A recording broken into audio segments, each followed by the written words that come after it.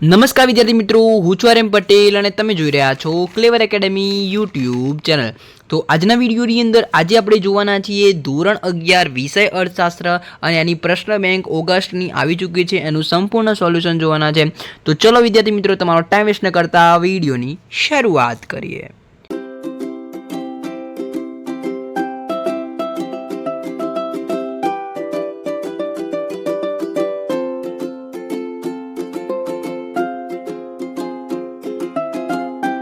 तो विद्यार्थी मित्रों सौ प्रथम આપણે વિકલ્પોથી સ્ટાર્ટ કરવાના છે। માંગ રેખાનો ઢાળ કેવો હોય છે? તો એ આવશે ઋણ ઢાળ। મૂળ માંગ રેખાથી જમણી બાજુ સ્થાન બદલતી નવી માંગ રેખા શું સૂચવે છે? તો ડી આવશે અહીંયા માંગમાં વધારો।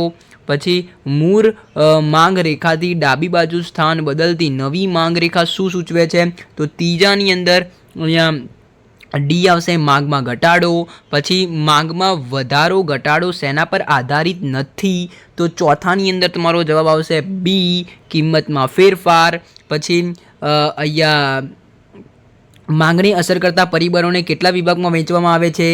તો પાંચમાની અંદર તમારો જવાબ આવશે એ બે વિભાગમાં વહેંચવામાં આવે છે। અવેજી વસ્તુની કિંમત ઘટતા મૂળ વસ્તુની માંગમાં શું ફેરફાર થાય છે? તો છઠ્ઠાની અંદર તમારો જવાબ આવશે એ વધે છે, બરાબર। કિંમત અને માંગ વચ્ચે કેવો સંબંધ છે? તો અહીંયા આવશે બી વ્યસ્ત સંબંધ છે। માંગના નિયમમાં નીચેનામાંથી કયા પરિબળમાં ફેરફાર થાય છે? તો આઠમાની અંદર તમારો જવાબ આવશે ડી વસ્તુની કિંમત। હલકા પ્રકારની વસ્તુ તમને ખબર છે, વેરી મોસ્ટ આઈએમપી પ્રશ્ન છે। બીજા કયા નામથી ઓળખાય છે? તો ગિફન વસ્તુ, બરાબર છે। હલકા પ્રકારની વસ્તુની આવક અસર કેવી હોય છે? તો અહીંયા તમારો જવાબ આવશે શૂન્ય। માંગનું વિસ્તરણ સંકોચન શેના પર આધાર રાખે છે? તો અહીંયા આવશે સી કિંમતમાં ફેરફાર। માંગના નિયમનો અપવાદ કયો છે? તો અહીંયા આવશે બી પ્રતિષ્ઠા મૂલ્ય વસ્તુઓ। માંગની મૂલ્ય સાપેક્ષતાના કેટલા પ્રકાર પડે છે? તો 13માની અંદર તમારો જવાબ આવશે ડી 5।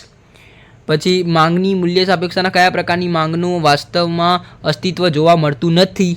તો 14માનો તમારો જવાબ આવશે એ સંપૂર્ણ મૂલ્ય સાપેક્ષ માંગ। પછી 15મું સંપૂર્ણ મૂલ્ય અનપેક્ષ માંગનો આંક કેટલો હોય છે? તો એ 0।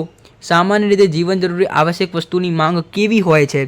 તો બી મૂલ્ય અને અનપેક્ષ માંગ। નીચેનામાંથી કઈ વસ્તુ મૂલ્ય સાપેક્ષ માંગનું ઉદાહરણ છે? તો ડી ટેલિવિઝન। માંગની આવક સાપેક્ષતાના પ્રકારો કેટલા છે? તો 18માની અંદર બી 3। એકમ મૂલ્ય સાપેક્ષ માંગનો આંક કેટલો હોય છે? તો એ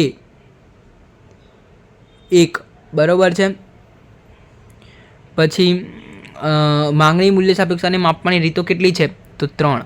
ઓકે, તો આ થઈ ગયો વિદ્યાર્થી મિત્રો સેક્શન નંબર એ। હવે આપણે વાત કરીશું સેક્શન નંબર બીની। તો હવે વિદ્યાર્થી મિત્રો સેક્શન નંબર બીની વાત કરીએ તો પહેલું છે વ્યક્તિ માંગ એટલે શું? તો કોઈ એક વ્યક્તિ કે કુટુંબ દ્વારા બજારમાં જુદી જુદી કિંમતે થતી વસ્તુની માંગને વ્યક્તિ માંગ કહે છે, બરાબર છે। તો વિદ્યાર્થી મિત્રો વ્યાખ્યા જોઈ લેજો, વ્યક્તિ માંગ એટલે શું, બરાબર। પછી બીજું શું છે? બીજું છે તમારું બજાર માંગ એટલે શું? તો વ્યક્તિઓ કે કુટુંબો દ્વારા બજારમાં જુદી જુદી કિંમતે થતી વસ્તુની માંગના સરવાળાને શું કહેવાય? બજાર માંગ। વ્યક્તિઓ કે કુટુંબો દ્વારા બજારમાં જુદી જુદી કિંમતે થતી વસ્તુની માંગના સરવાળાને બજાર માંગ કહે છે। પછી તમારો ત્રીજો પ્રશ્ન છે માંગમાં વધારો થવા માટેનું કારણો, માંગમાં ઘટાડો। તો જોઈ લઈએ, બંને એક એક કારણ જોઈ લઈએ।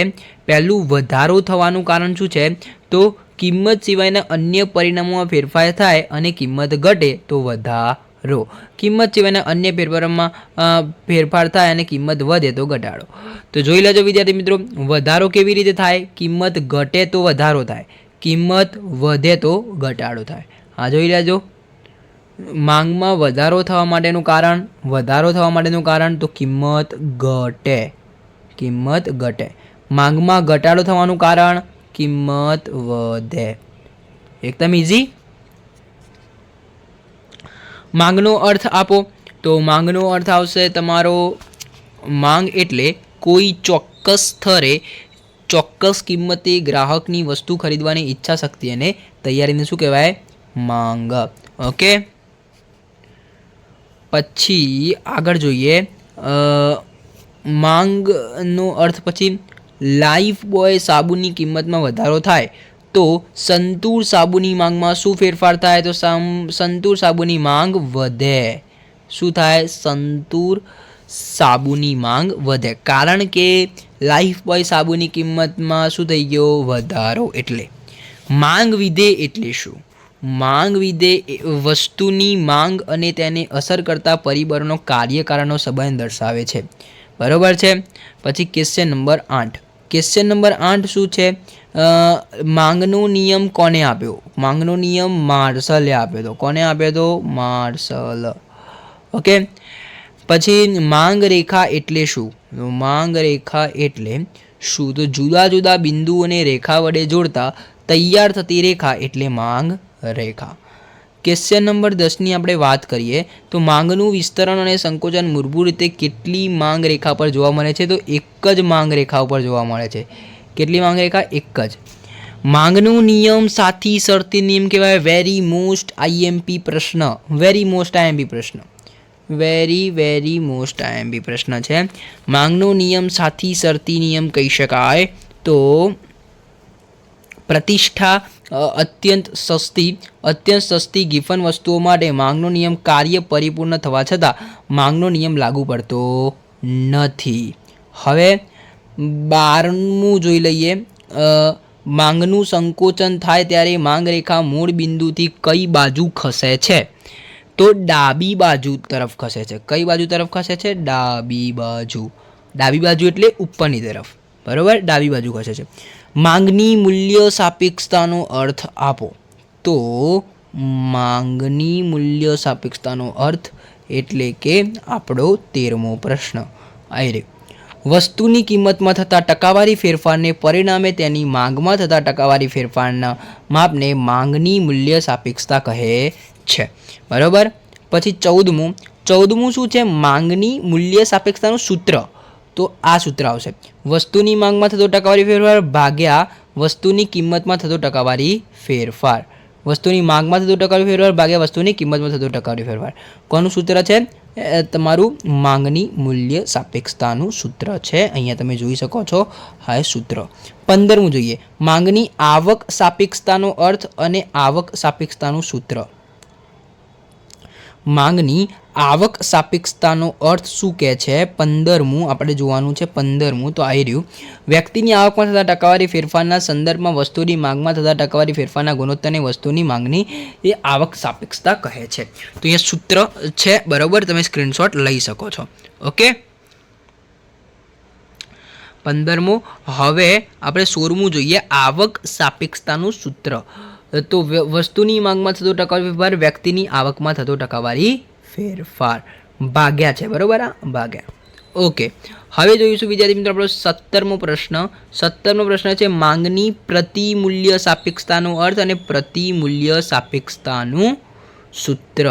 તો પ્રતિમૂલ્ય સાપેક્ષતાનું અર્થ શું છે? માંગની પ્રતિમૂલ્ય સાપેક્ષતા એટલે કોઈ એક વસ્તુની અવેજીમાં વપરાતી વસ્તુની કિંમતમાં થતા ટકાવારી ફેરફારને કારણે મૂળ વસ્તુની માંગમાં થતા ટકાવારી ફેરફારનું પ્રમાણ. ઓકે. અને એનું સૂત્ર પ્રતિમૂલ્ય તો જો એક્સ વસ્તુની માંગમાં થતો ટકાવારી ફેરફાર વાય વસ્તુની માંગમાં થતો ટકાવારી, આના જેવું જ લખવાનું છે. ખાલી અહીંયા લખવાનું એક્સ અને અહીંયા લખવાનું વાય. બરાબર. એક્સ વસ્તુની માંગમાં થતો ટકાવારી ફેરફાર વાય વસ્તુની માંગમાં થતો ટકાવારી ફેરફાર.